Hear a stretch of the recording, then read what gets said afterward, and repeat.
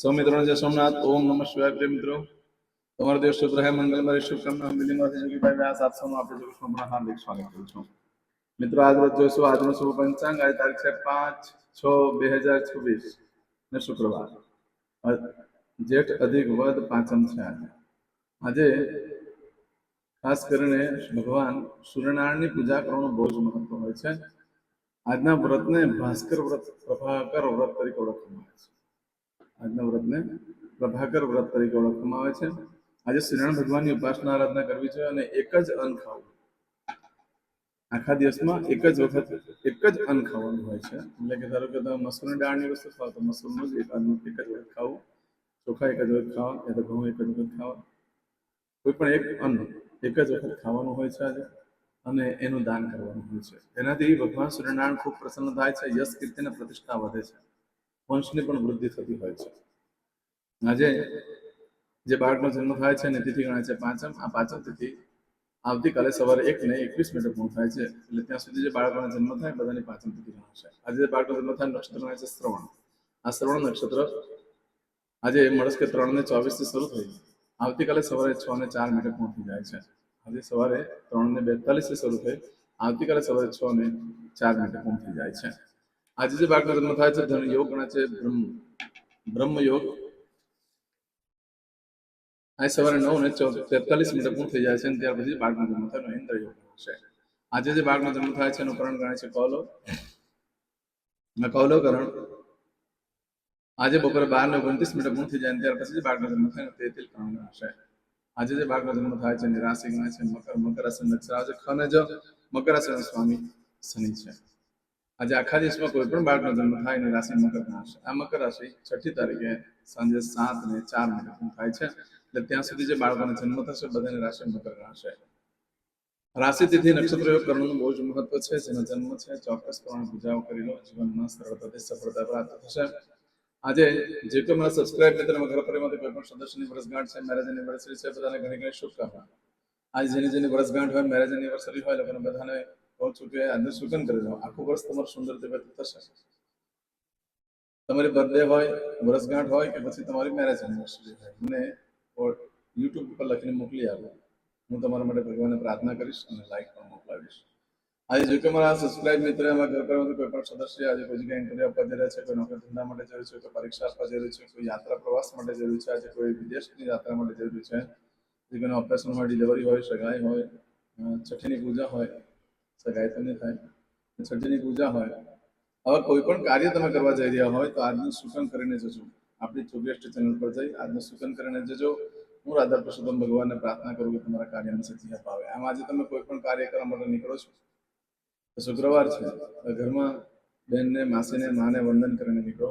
આજે ઘરમાં ભગવાનની સામે કોપરાનો છીણ અને સાકરનો પાવડર મિક્સ કરીને ભગવાનને ધરાવો અને ઘરમાં બધાને પ્રસાદ તરીકે વેચે. તો આજે બ્રાહ્મણને દહીંનું દાન કરવાનું પણ બહુ જ મહત્વ છે.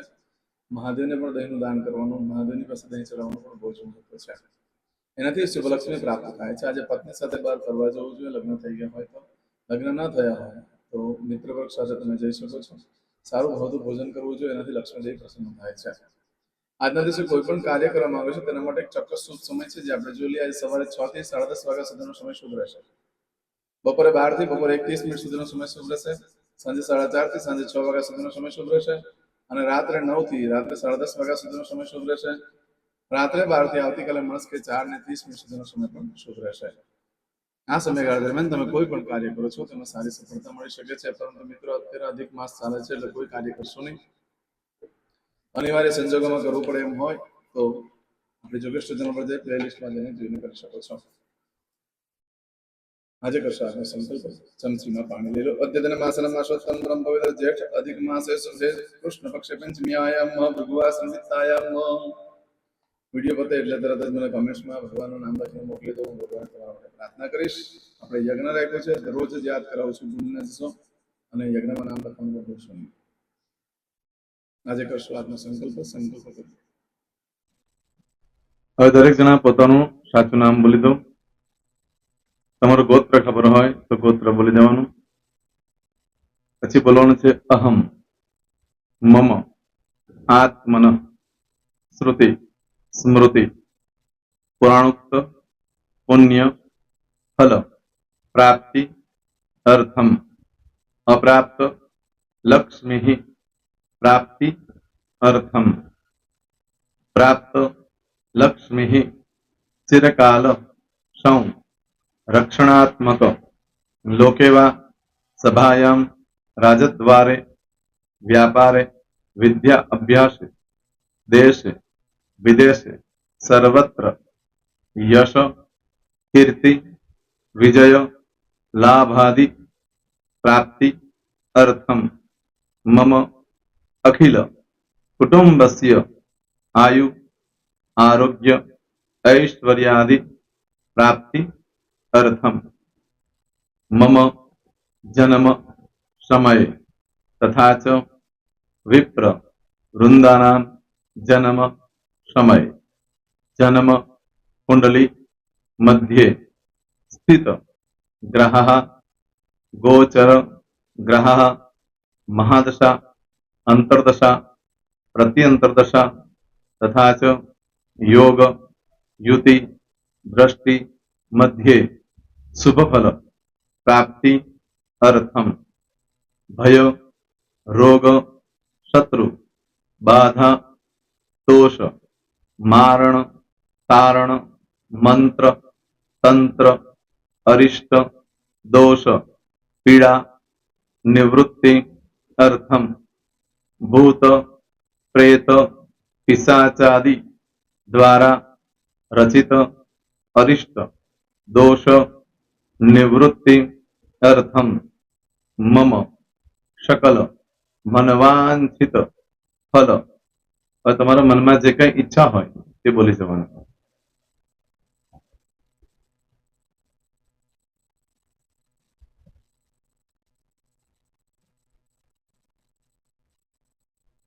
બોલવાનું અનુસારતઃ सकल मनवांछित फल प्राप्ति अर्थम. હવે જે બરકતની પૂજા વાળા છે એ લોકો તો આ બધું બોલવાનું જ હોય છે, એ લોકો માટે કોઈ સ્પેશિયલ નથી.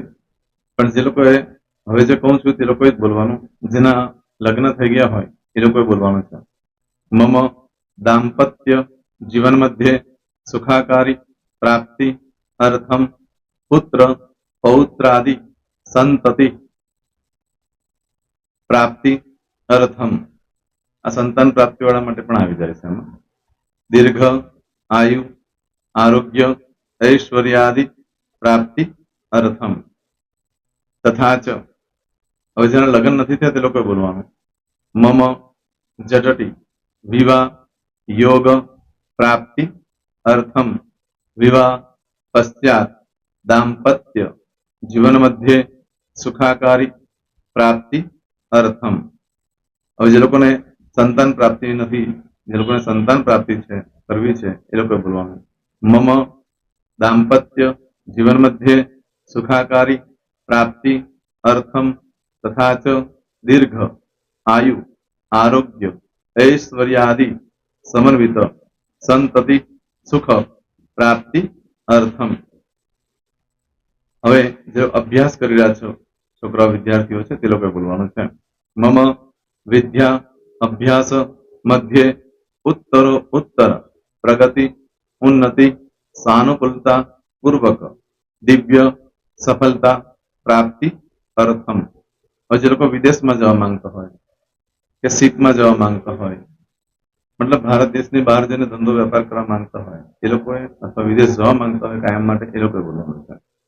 मम जटटी विदेश गमन योग प्राप्ति अर्थम विदेश गमन कार्य मध्य सानुकूलता पूर्वक दिव्य सफलता प्राप्ति अर्थम. आरोग्य वाળા બોલવાનું છે, જેને આરોગ્યની પૂજા આપેલી હોય એ લોકોએ. એમ તો દરેક જણા જ બોલવાનું છે. બોલો મમ આયુ આરોગ્ય ऐश्वर्यादि प्राप्ति अर्थम.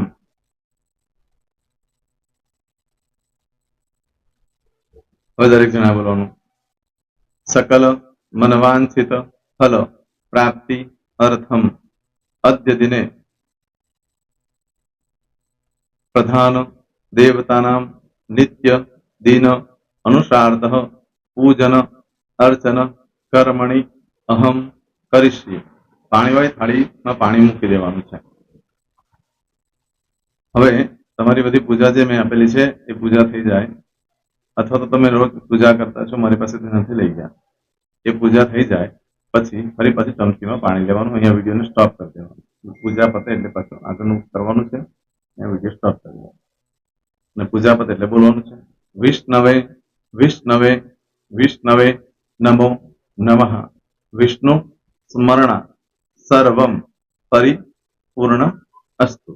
એતાની ગંધ પુષ્પ ધૂપ દીપ નૈવેદ્ય તામ્ર દક્ષિણા પ્રદક્ષિણા સહિત પ્રણુ મમ સકલ મનવાંચિત ફલ પ્રાપ્તિ અર્થમ પૂજન અર્ચન પ્રિયદાન નમમ. પાણી મૂકી દેવાનું, પાછું પાણી લેવાનું. પૂજન અર્ચન બ્રહ્માર્પણમસ્તુ. નીચે જમીન પર પાણી મૂકો, એમાં આંગળી ઘસી કપાળમાં તિલક કરી દો. કપાળમાં જમીન પર પાણી મૂક્યું છે એમાં. ત્યાર પછી ભગવાનને કહેવાનું કે હે પ્રભુ, આજે પૂજા કરતા કોઈ પણ પ્રકારની ભૂલચૂક થઈ ગઈ હોય તો અમને ક્ષમા કરજો. અમે તમારા બાળક છીએ. પ્રભુ, તમારો ખૂબ આભાર માનું છું. આજે મારી પાસે તમારી પૂજા કરાવી, મારી મનોકામના પૂર્ણ કરી. પ્રાર્થના કરી દો. જગ્યા પરથી ઉભા થઈ શ્રીનારાયણ ભગવાનને પાણી ચડાવી દો અને નિત્ય કર્મ જે કરતા હોય તે કરો. જય શ્રી. તમારો દિવસ શુભ રહે, તમે અને તમારો પરિવાર સુખી રહે, સંપન્ન રહે, સુરક્ષિત રહે, એ ભગવાન સોમનાથ દાદાને પ્રાર્થના. તો મિત્રો, તમે મારા વિડીયોને લાઈક ના આપી હોય તો સૌથી પહેલા લાઈક આપી દો, અને ત્યાર પછી જો તમે મારી આ ચેનલ સબસ્ક્રાઇબ ન કરી હોય તો સૌથી પહેલા સબસ્ક્રાઇબ કરી લો અને બેલ આઇકોન ઓલ પર ક્લિક કરવાનું ભૂલશો નહીં, જેથી કરીને સૌથી પહેલા નવી વિડીયો જે કંઈ મૂકું એ તમને મળે. મિત્રો, કંઈ પણ મૂંઝવણ હોય તો મને આ નંબર પર તમે ફોન કરીને પૂછી શકો છો. મારો મોબાઈલ નંબર છે 9825546459. મિત્રો, કોમેન્ટ્સમાં જય સોમનાથ લખવાનું ભૂલશો નહીં. ફરી પાછા નવા વિડીયો સાથે મળીએ. ત્યાં સુધી સૌને જય સોમનાથ.